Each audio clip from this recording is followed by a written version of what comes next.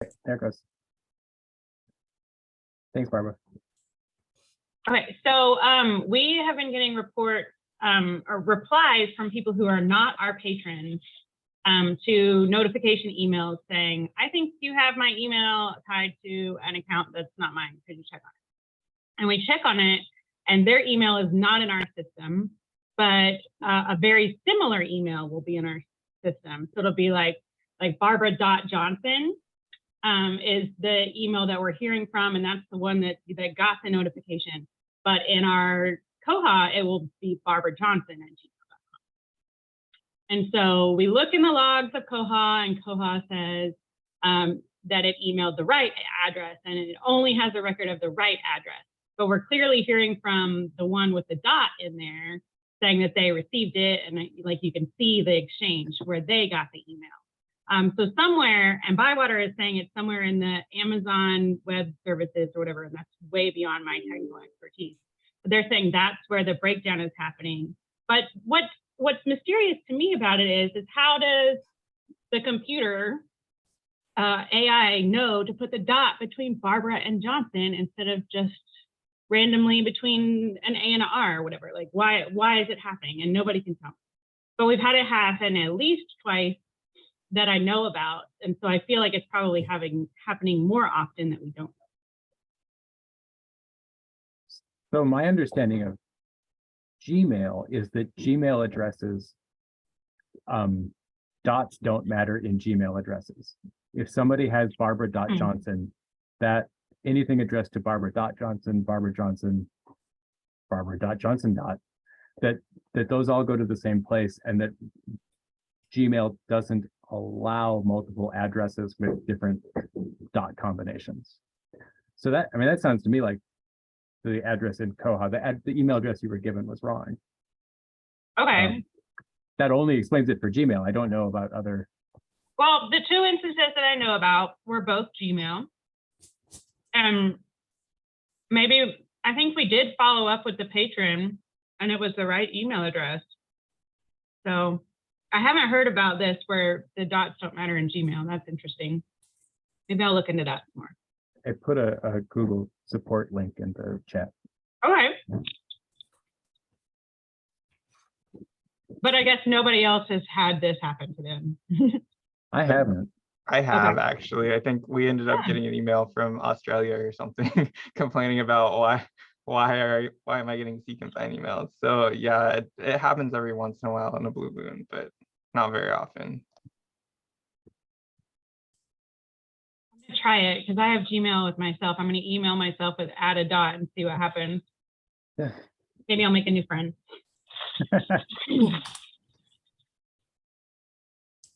Good morning, Rebecca.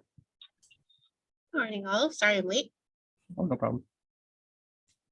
So Anne was saying they have an issue where occasionally an email notice goes to the wrong person, where the address in Koha was, name at Presumably Gmail. correct. Yeah, the address in Koha was presumably correct, but somewhere along the lines, it's getting delivered to somebody who has a nearly identical email address with some punctuation differences. Yeah, we've had that before.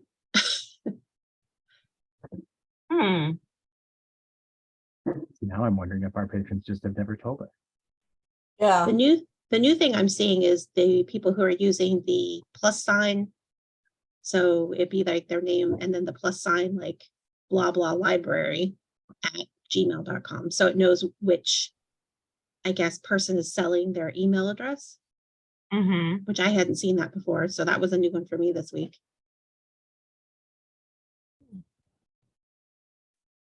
Can you explain that some more? I didn't follow that.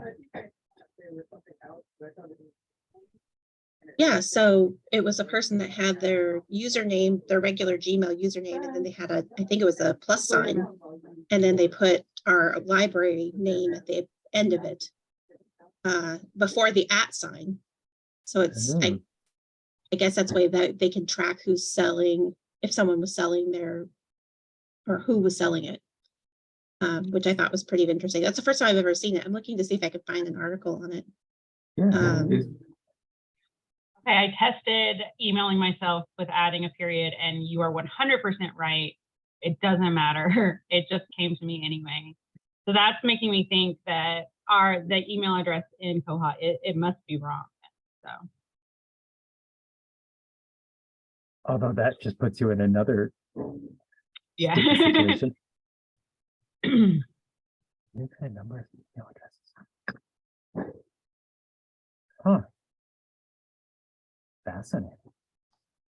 I linked the Google documentation on what Rebecca's talking about as well. oh, thanks, Jason. I had no idea. Yeah, that's really interesting. So I guess that's one more punctuation thing we have to watch out for. Yeah.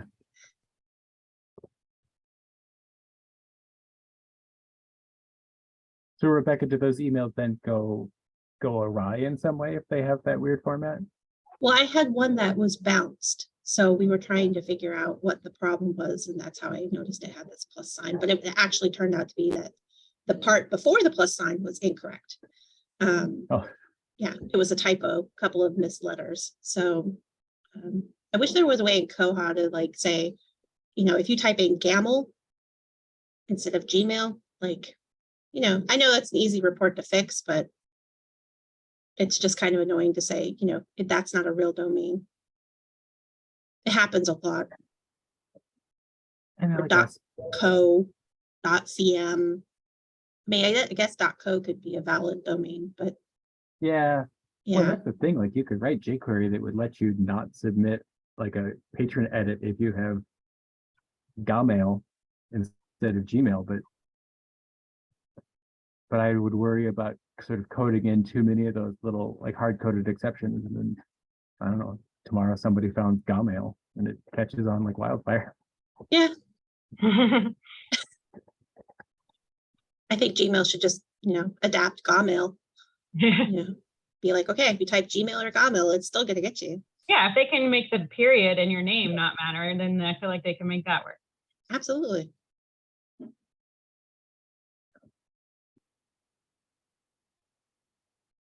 Gather up all these links.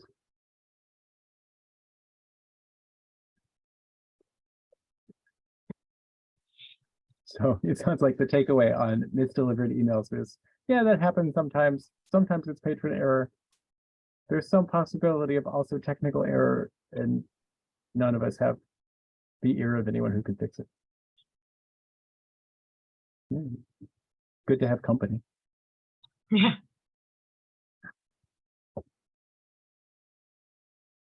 Has anything else been going particularly poorly or well in your respective Koha lands?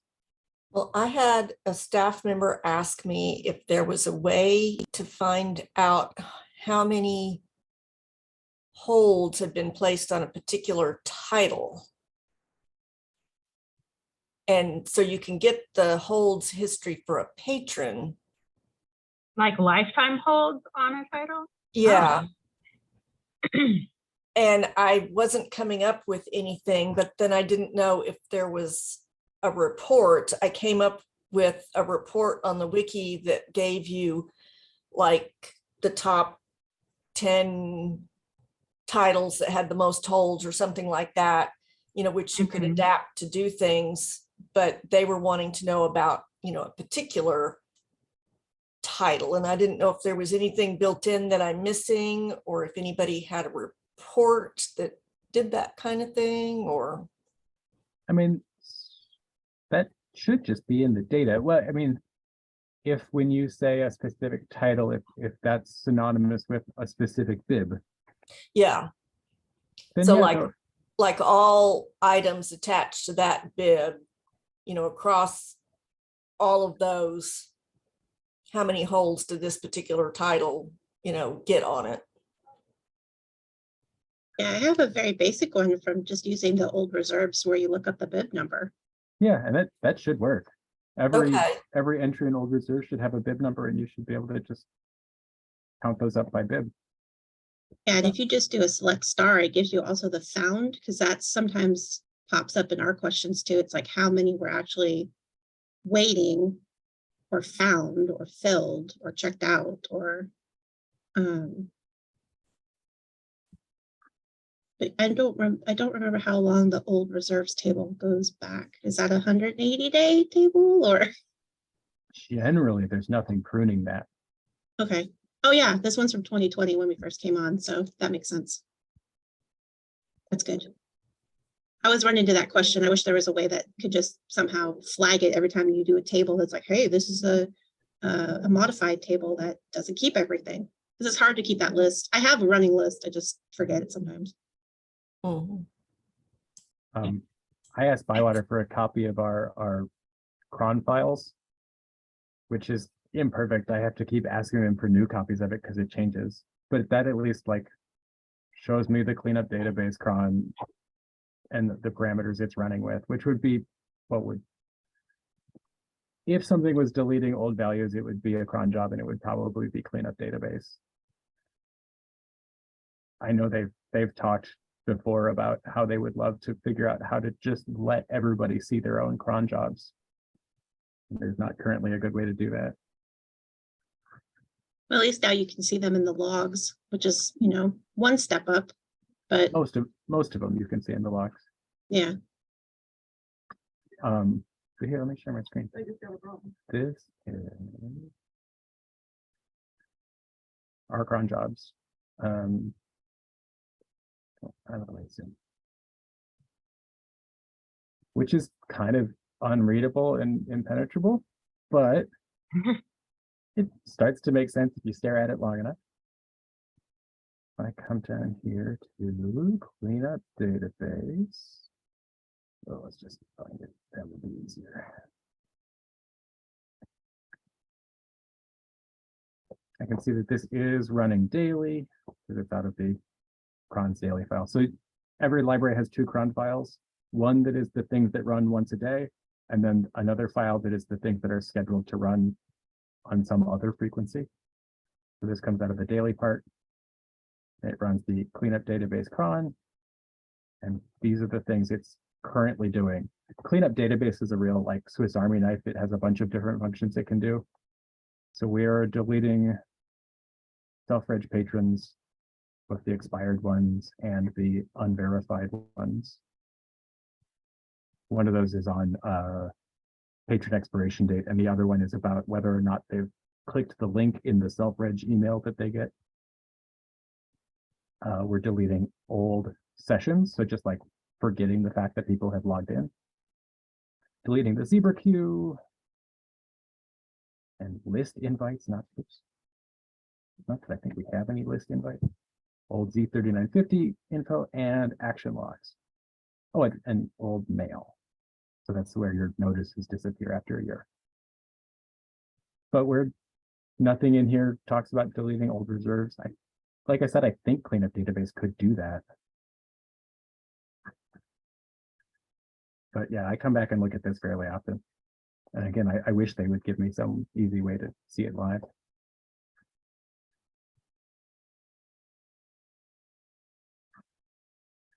Now I've lost my Zoom window entirely. Come back, Zoom.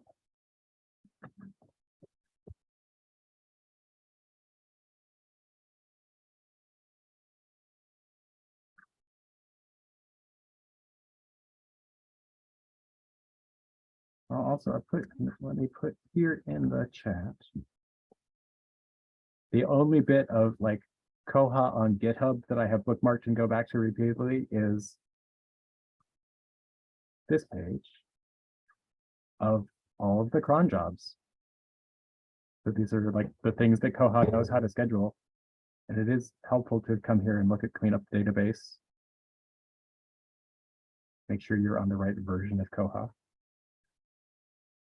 And then you can look through all the things that it knows how to do. I think, again, like it knows how to do a lot of things. There might be something in here. If one wanted to erase old holds, this would be where I would expect to find that option. Yeah, there is one for old reserves down. If you scroll down a little bit. Descriptions.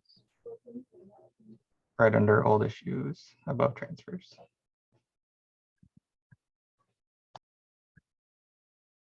Please, old reserves. Yeah, so you could be deleting those. And there's surely some library out there that is, some Bywater library out there that is.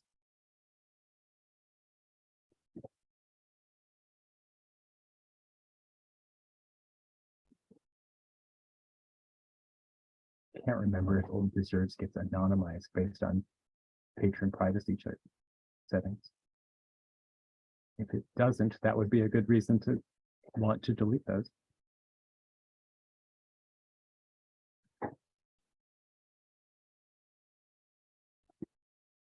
But that was a great big tangent. Barbara, do you feel like you know how to get to your data from there? I think so, yes. Okay.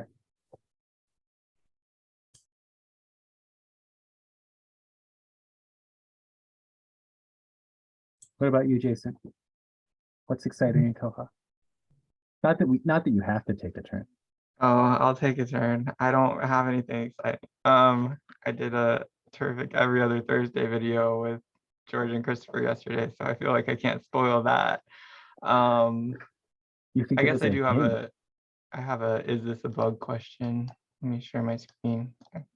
I briefly dug through Bugzilla, but I couldn't really. So I tested on my server, and my server is full of custom jQuery. So then I came over to the koha-US demo instance to try it too.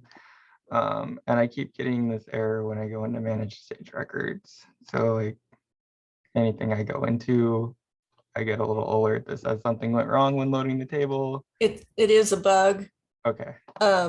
Because we were an early adopter, and I'll have to go find which one it is, but I reported that and they did say it was a bug. Let me see if I Cool. can, I'll see if I can find. I didn't want to open a bug if it was already out there.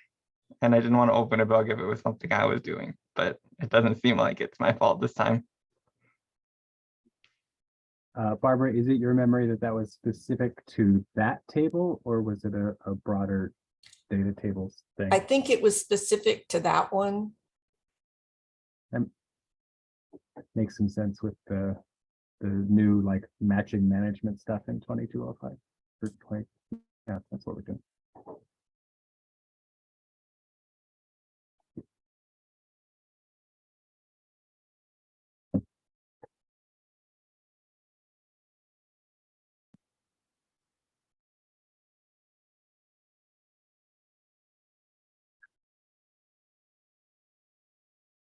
Other than that, I've been trying to, so I've been going through all my customizations, and I think I found 4 or 5 that the upgrade fixes, so that's exciting, but managed to like totally hose my jQuery. So working on backtracking to figure out what I did there. So Sure. that's fun times. Who else is on 2205 already? Barbara is, I gather. Our upgrade is next week, next Wednesday. I think it's this bug 31269. If I got the right one. That looks right. Data tables error when managing stage smart records. Yeah, and that sounds like a completely searchable title. I don't know why I couldn't come up with it. Yeah. That's what Bugzilla is.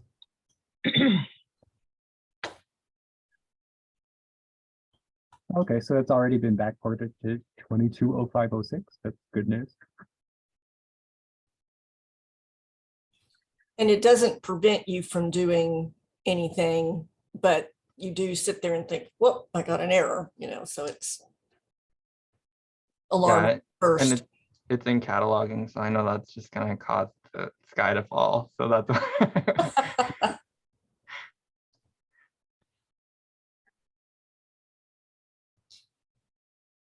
I have a weird issue going on with spine labels. And this actually happened prior to us going to 2205. So I know it's not just a 2205. So we're using the regular spine label creator. And if we have an item record and we duplicate that item, when we go to scan that barcode into our batch of labels, that call number will not show up on the PDF for us to print. If we do it from scratch, it works just fine. But if we duplicate it, it doesn't show up. So I've been working with Lucas, and we've pulled out jQuery, we've pulled out CSS. I've tried multiple scenarios. They can reproduce it on my system, but they haven't been able to reproduce it elsewhere. I just didn't know if anybody had ever encountered something like that or had any thoughts. It seems more like it's in the, not so much in the printing, but somewhere in the item table, you know, that something's not happening, and I'm not sure why that would be. So you said you have an item, an existing item that has a call number and it can print a label fine, but if you Mhm. duplicate that item to make a new item, Mhm. even though that new item saves with a call number and shows a call number in the catalog, the call number won't print. Right. And if I were to try and print that label through the quick spine label, I can see that it's there. So I know the data exists, but when I go to put that in a batch of labels, it doesn't show up. So I'll have, a call number and a blank and and it's like, well, why is it not there? Yeah, that's bonkers. I know, it's driving me crazy. And it's one of those things that takes, it's like, how much time do I put into this? And if you, and the other twist is if you then go back into the item, open up the item to edit it, and you do nothing but resave it, Mhm. then it will show up in the batch of spine labels.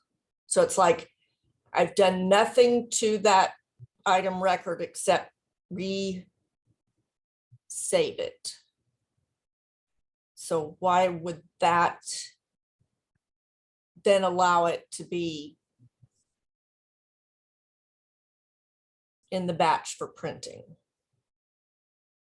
If you duplicate an item and then use a report to look at all of the call number fields for that item in the database, do they all look normal? Say that again. So if you duplicate the item and then go over to reports and select all from the item table for that item you just made, do Mhm. all of the call number fields have data in them that matches the item you copied from? I will try that and see what I get. Yeah, because that could make sense. If the duplicated item is writing its call number values into the zebra indexes, those will show in like search results. I think search results pull from the zebra indexes rather than from the database. But then when you go to do something that actually looks at the database rather than the search indexes. Well, it's something else to try for sure. Yeah, Okay. that's an interesting analysis. I'm gonna have to go Yeah. duplicate some items and see what happens. Yeah, I was just poking at it, trying to make it happen, and it's not happening for me either, Barbara. I know, that's what they're telling me is, I have it, but nobody else. So, that's why I figure it was jQuery or something like that, but that doesn't seem to be affecting it. So Do you auto-generate barcode numbers? no. Okay, neither do we. Yeah, I don't know.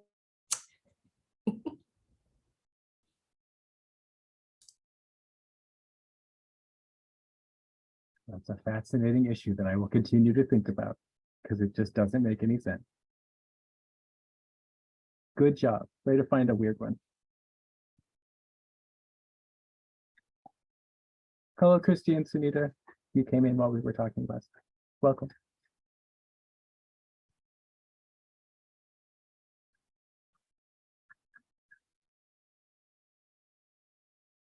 I don't have anything that's particularly like going wrong in my Koha, but I have a cool thing I've been playing with. I've been goofing off with saved reports, with saved report runs. So there's no way to do this from the staff interface, but you can set a cron job to run a report and save your report results into Koha. Instead of like emailing them to somebody, there's a table called saved reports that is like just saved report results. So I was running into wanting to think about how much of our collection is checked out at a given time over the course of a year. And there's no great way to answer that question with reports to say like, on October 1st, how many of our graphic novels were checked out? You can like kind of do it, but not super well. So I wrote this report that just goes for all of my collection codes, how many are checked out right now, what percent is out today. And it runs every day and saves its reports or saves its results. So I've got this like long string of results for every day. We usually hide that column because it's large and ugly. And then if I can remember,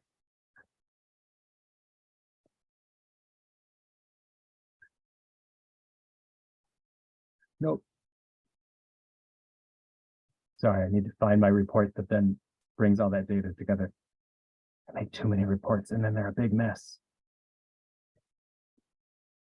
I don't know. I was looking at your reports and I'm like, you've only got 3 digits and like 5 tabs at the top. That's nothing.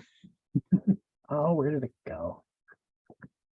So then those all get stored in the database. Here, let's do this.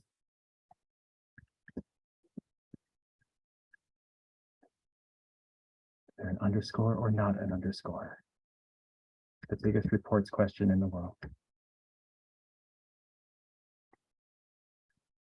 So those all get stored in the database as this report ran, and these were the results. They're in a JSON array. So then you need to pick that JSON apart.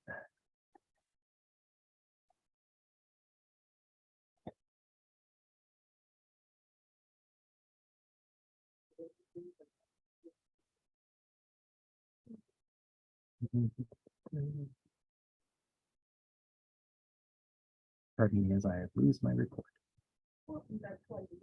Now it'll work.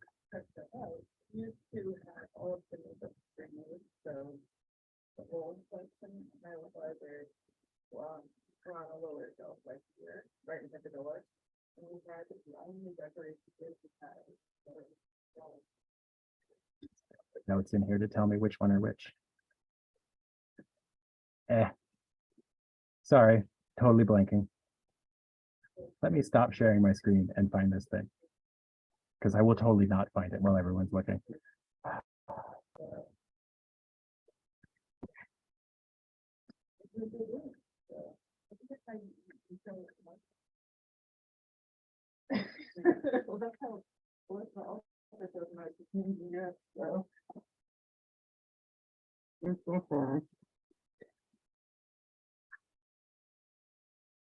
All right, this is where I get really frustrated and start doing stupid stuff. Just show me all the reports I have that use JSON extract. There can't be that many.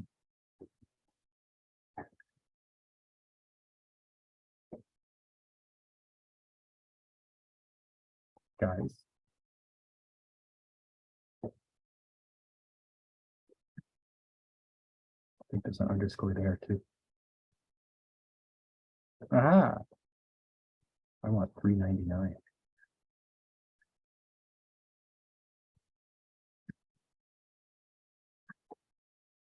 So this is then taking that other report that says this is what percent of everything was checked out each day, and breaking it out to give me 1 day for each. This is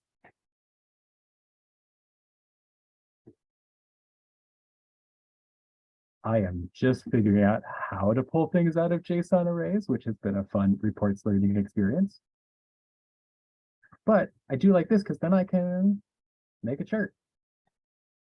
Say, please show me over time what percentage of each of my collection codes has been checked out.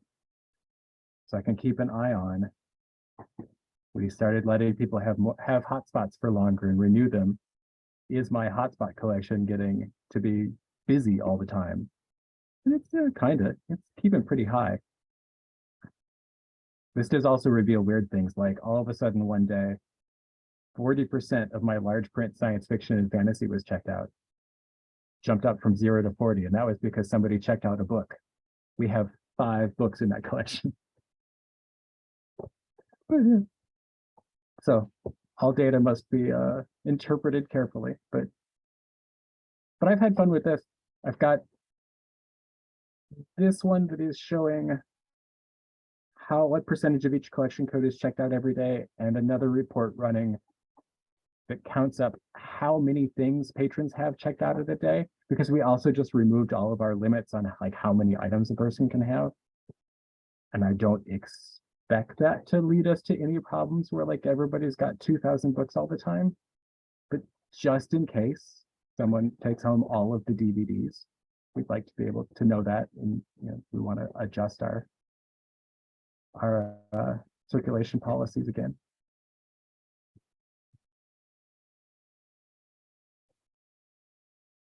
So that's been fun. JSON extract, hooray. That's also been helpful for some of the action logs. Some of the action logs store as JSON changes, like patron modifications. So I wrote a report to check the action logs for people who've changed the attribute value we use to track whether or not people want to receive the newsletter. Because we regularly like export email addresses to put into MailChimp. So to have something that could more concretely tell us who's changed their preferences for newsletters, instead of just running the full list of people who want the programming newsletter every month, we can say, give me people who in the last month have opted in.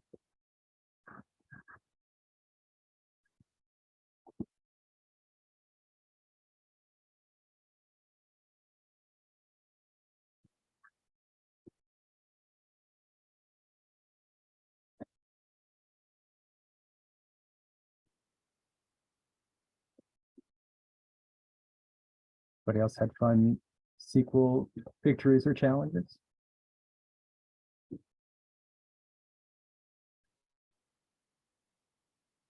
Just made a squinty face. Well, my director loves the calendar thing that you did, that we implemented to put on the homepage of the upcoming closures and everything. Oh, good. So, yeah, really like that. I was glad I got that report to work. I had tried to do that before and had never quite succeeded at it. And I guess I got my head in the right space that day. And that's this thingy here that is listing all of the days we're closed in the next 4 weeks, which is coming out of a report. Does that show to your patrons on the pack too? It sure could. Mm-hmm. We don't. For one thing, we don't use the Koha OPAC. Yeah, we don't either. Yeah, we use Aspen. But I bet Aspen could find this data and display it somewhere. Yeah, that's this report, which is kind of long and terrible. It has all these unions because first it goes through and gets the holidays that are just defined as a date. Those are easy. We told Koha we're closed on whatever date. And then it starts getting more complicated, because then you have to get the repeating holidays, which are just a day of the month and a month without a year. So go in and get those and add this year on and see if that is coming up. But then you also have to say, well, what if we're at the end of the year? So let's get the ones that spill over to the start of the next year. And then we get into the holidays that are defined as a day of the week. And that was the part that really got hard, because it's, are there any Sundays coming up? Which days are Sundays? So if this is checking in the next 7 days, which are the Sundays? Figure out that date and show it to me. And the only way I could figure out to make that work for 4 weeks was to do that 4 times. This is the next 1 week, the week after that, the week after that, and the week after that. And then we take all of that and group it together and make it into this thing. And there are secret Teletubbies in there, because I had to make a lot of separate subqueries, and SQL wanted me to name them all. You've multiplied Poe by 4. That's terrifying. Well, yeah, because then I ran out of Teletubbies. But that was my favorite part of sharing this, and then knowing that Bywater was sharing it with other people, is secret Teletubbies in so many people's Koha instances. And make your own fun.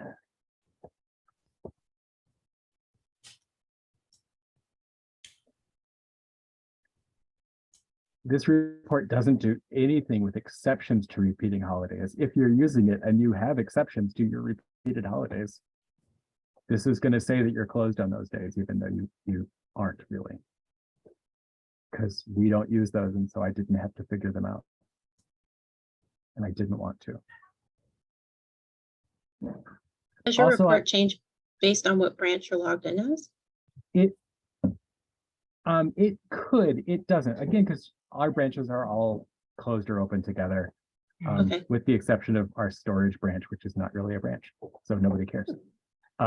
But because it has that branch code in there, you could absolutely just add in a where branch equals whatever. And I know actually Christopher Brannon made a version of this that takes a branch parameter, and he had it set up so that on the Koha homepage, this table only showed you the closures for the branch you're logged in at. I know he then sent me some questions. He ran into some trouble with that, but I assume it's whatever it was a surmountable issue.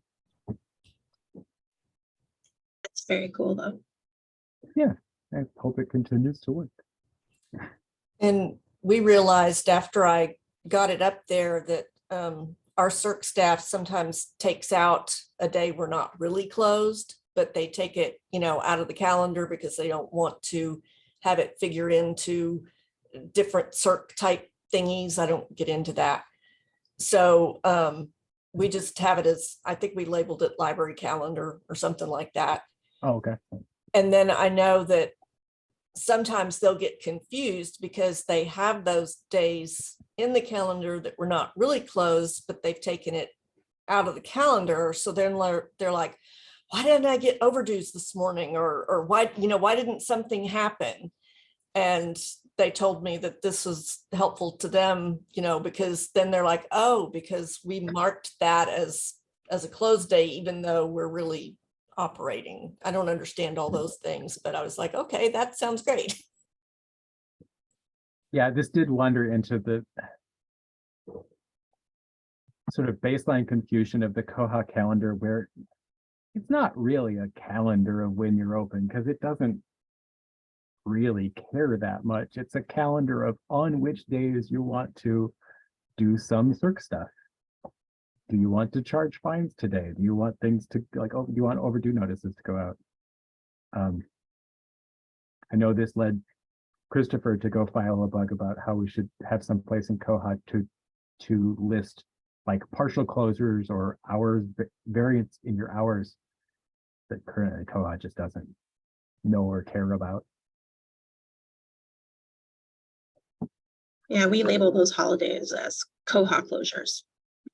Yeah, that makes sense. I've had to explain to people, I'm like, nope, buildings are still open. It's just the Koha's closed that day. Yeah.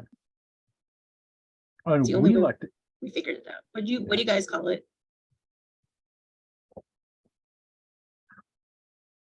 We just say closures because we have the luxury of treating them literally. We don't mark us closed on Koha unless we close. I think we put in something like library open, hyphen, no fines, no overdues, some kind of language so they understood why that was in there. I'd have to look, but I think that's what it was.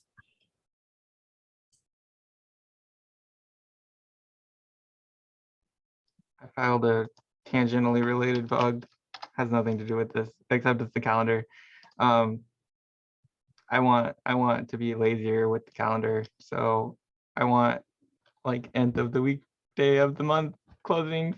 That'd be nice. George told me that someone was working on a big calendar revamp, and this may have been included at one point, but it got like stalled. So it may be out there in some other bug, but I wrote up a bug too, because I want to not have to set Thanksgiving every year for 50 libraries. And then I also have a library. I have this scenario come up once in a while where libraries only open the first Saturday of the month or something like that. So that has to be managed at this point because there's no automatic way to set that sort of thing up. So I thought I was just sharing my bug in case anybody else wants to rattle on it. There's a lot of room for the calendar to become cooler and easier. I don't know if that repeats on the nth day of the month, if that sort of repetition is harder. And just before this meeting started, I was trying to get Outlook to schedule repeating koha-US SIG meetings on the second Tuesday of the month, and realized it doesn't know how to do that. Yeah, see, I figured Google Calendar can do it, so the logic is out there somewhere. Somebody Yeah. just has to pick it up and make it work in Koha.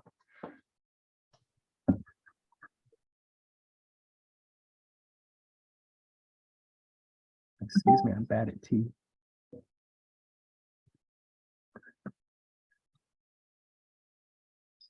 I have a bug to share. This is a good news bug.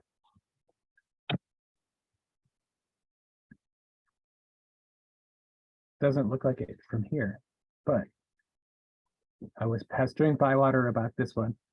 Add ability to choose if lost fee is refunded based on when lost fee was paid off. So our cert policies say if you lose a book and you pay for the book, for the 60 days following, we will allow you to bring that book back and get a refund. But after that, you've bought the book and we don't want to do it no more. And there's not a good way to do that right now in Koha. You just like make sure the item's deleted. This has been up on the crowdfunding site for a while, and somebody finally chucked their like end of year money at it. So Bywater tells me this is funded as a development, and they're going to start writing it with the expectation of getting it into, I think she said 2311. So that's cool. That'll be a nice change. I know this is a feature that I got asked about a lot when I was training people.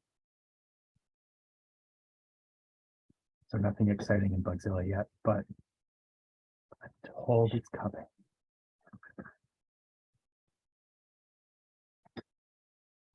I know our CERC staff would appreciate that. Yeah, a couple upgrades ago, Koha learned to not give a refund, to give or not give a refund based on how long ago the item was lost, which a lot of people got like excited about until they realized, oh, that's not actually what I wanted.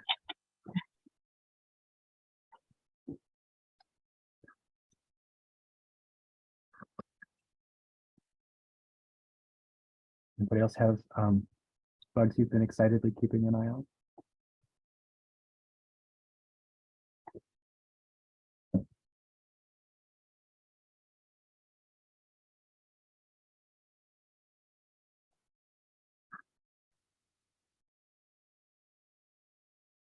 I have two that have come up regarding linked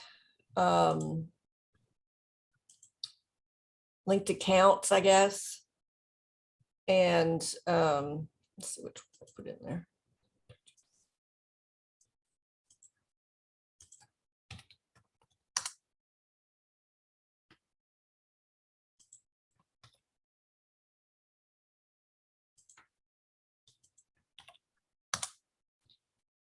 basically kind of creating a whole family group so that if like one of your people in the group owes too much money, you could block everyone in the group. Or if, so like one of them owes too much money, and then we have some patrons who then, use their 10 children's different cards because their card is blocked. And so that's been part of the discussion. And then this 31329 was, out there. And then Christopher created a new one with a lot of thoughts. So just could be 2 bugs to like read up on and see what you think, and, comment that would be great, or this would be problematic because, we do it differently or whatever. Seems like some of that functionality is already there. If it's just based on how much people owe, is the no issues charge, guarantees and guarantors. Yes, But- CERC stuff is my least knowledgeable area. So I let them handle that, and then they just come to me with problems, and I say, how is it supposed to work?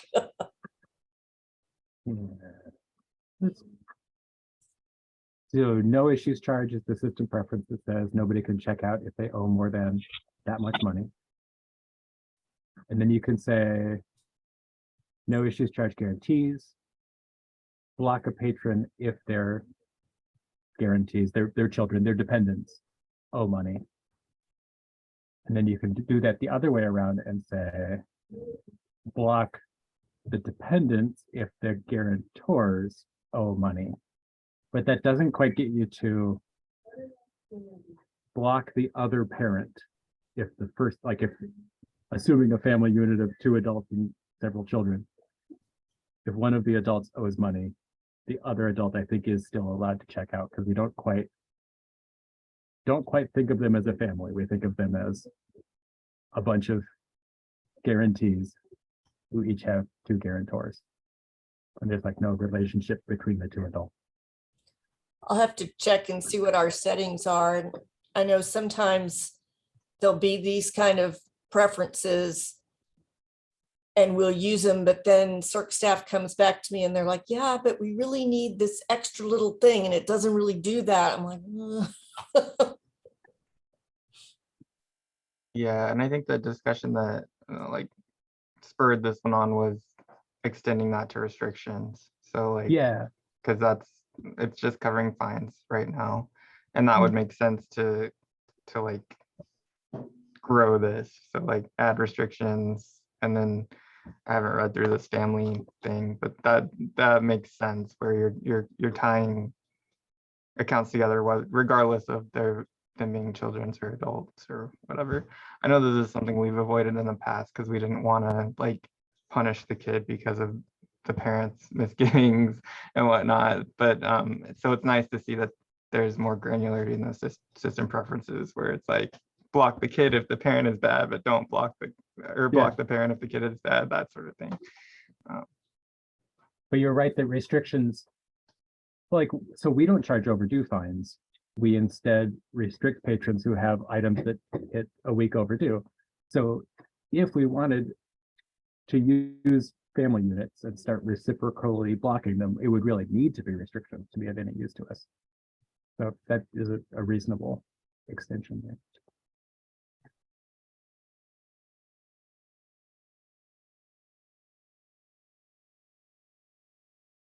I don't know, because 2205 makes it so that adults can have guarantors. I believe, unless I mixed that up, because that seems possible. But I think that's in 2205.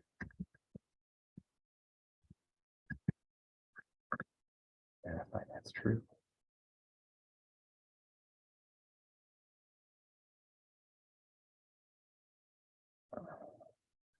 Yeah. If I can spell.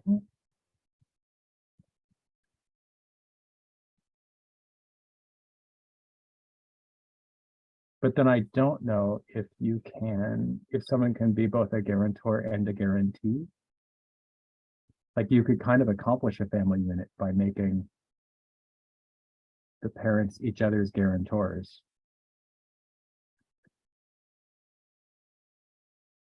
But could you do that without them being in on that decision? Like we don't even let other adults renew other adults' library cards without that adult being there. So you wouldn't be able to link non-consenting adults, I guess.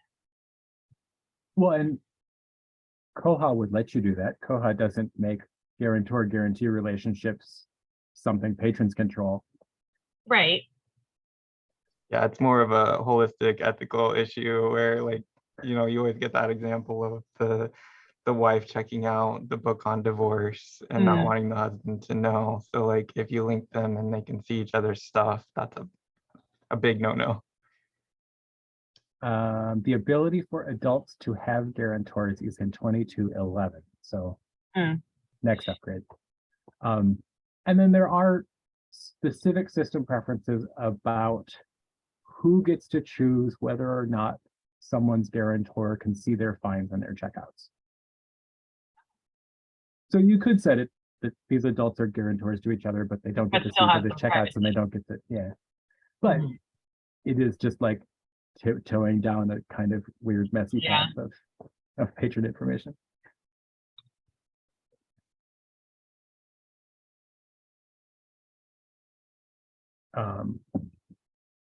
For the record, here's the bug to make adults able to have guarantors,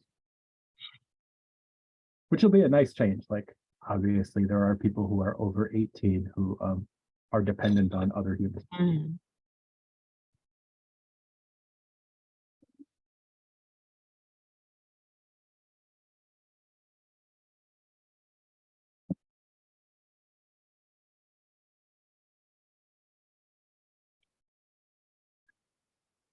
We're bumping up against time. Does anybody else have things they want to talk about? Questions or concerns or momentous life news?